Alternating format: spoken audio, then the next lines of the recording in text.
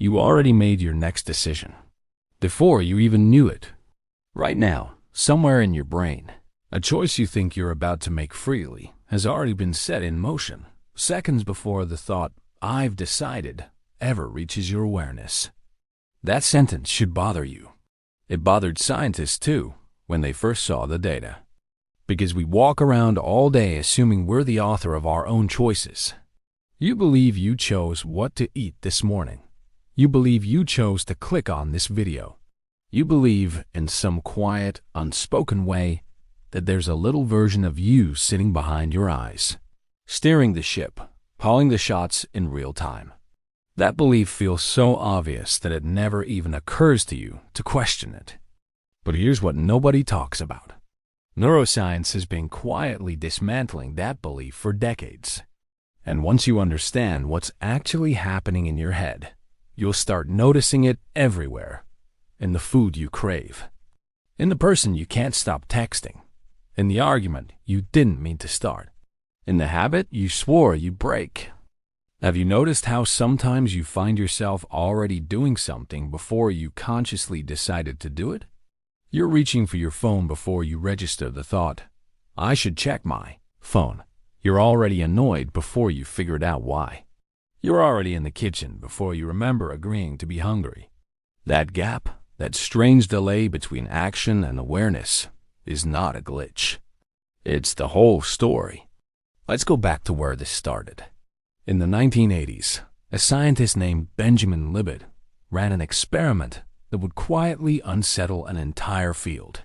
He asked people to flex their wrist whenever they felt like it, and to note the exact moment they felt the urge. Meanwhile, he was measuring their brain activity. What he found was strange enough that some researchers didn't want to believe it. The brain showed a buildup of activity, what's called a readiness potential, before the person reported feeling the conscious urge to move. The decision, in some form, appeared to begin before the person was aware of deciding anything. Now here's the strange part. This doesn't mean you're a puppet with no say in anything.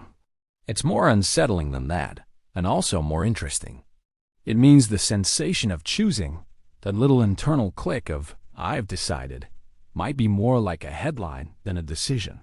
A summary your brain prints out after the real work has already been done somewhere else, somewhere you don't have direct access to. Think about it like this. Imagine a company where the executives make every important decision behind closed doors, and then a press secretary walks out afterward and announces it to the public as if it were happening live.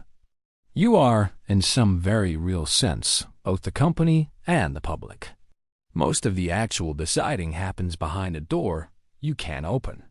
What you experience as choosing is often the announcement, dressed up to feel like the moment of creation. This is where it gets even stranger, because your brain doesn't just decide before you know it. It also builds you a story afterward to explain why. Psychologists call this confabulation, and it shows up constantly in everyday life. You buy the more expensive jacket and tell yourself it's because of the stitching, when really it was the salesperson's smile, or the fact that you were tired, and it was easier to just say yes.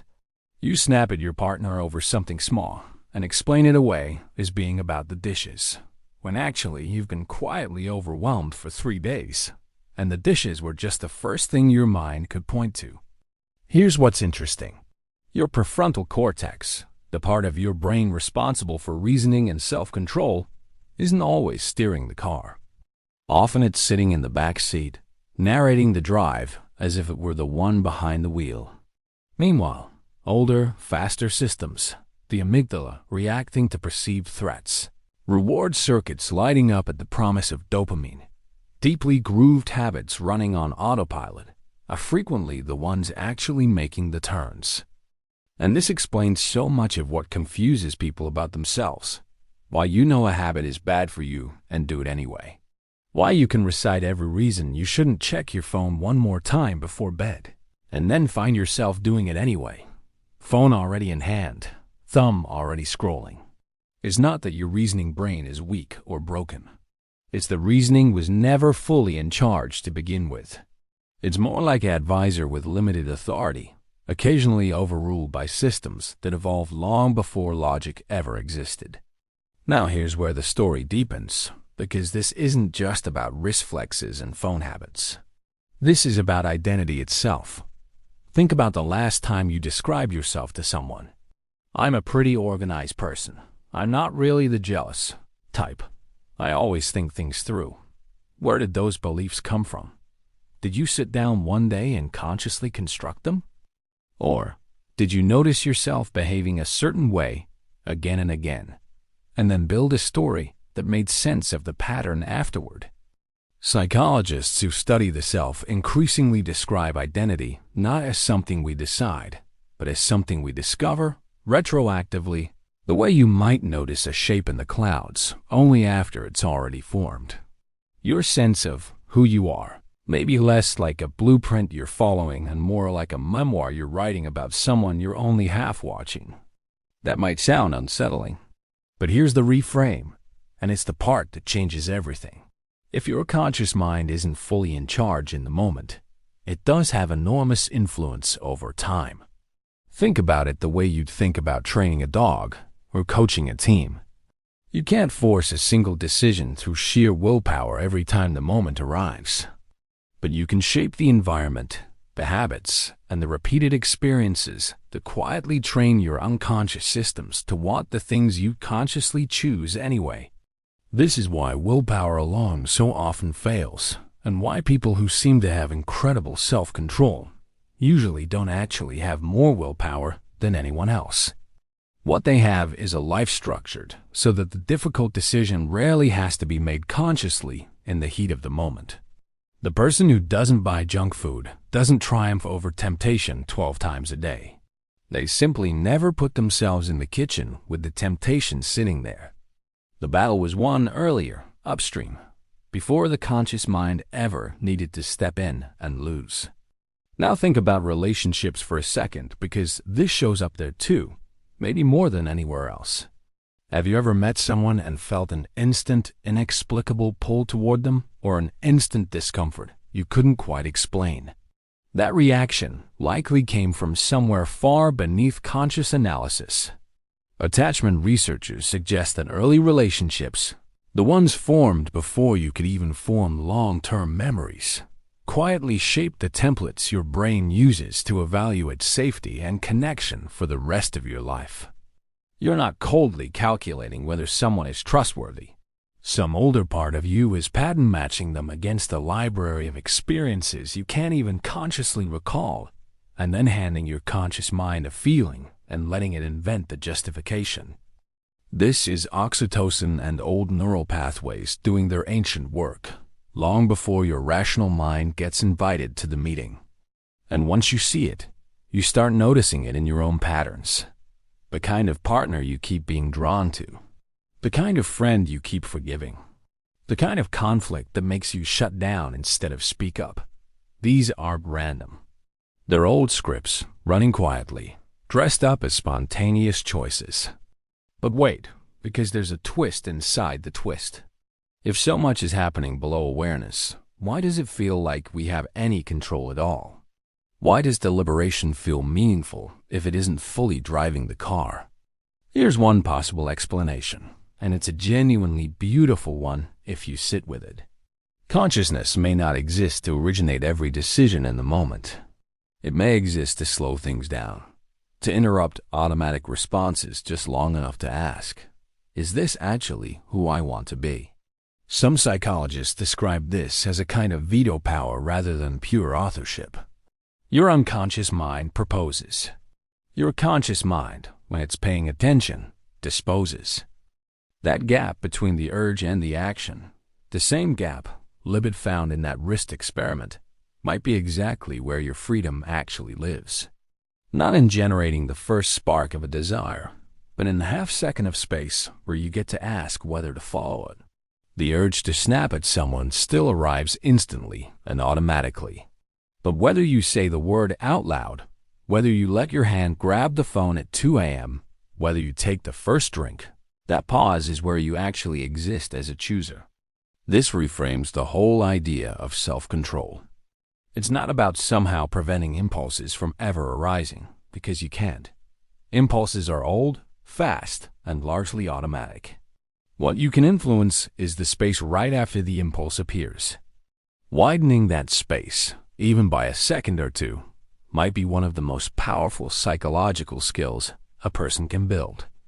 And this is where it becomes deeply personal, because if you've ever felt shame over losing your temper, or breaking a promise to yourself, or falling back into an old pattern you swore you were done with, this changes the meaning of that experience.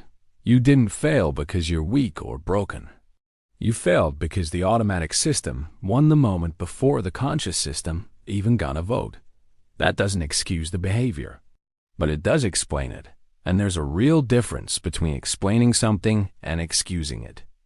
Understanding this can quietly dissolve so much unnecessary self-punishment, because so many people walk around believing that every action is a pure, deliberate expression of their true self, which means every mistake feels like a moral verdict on their character.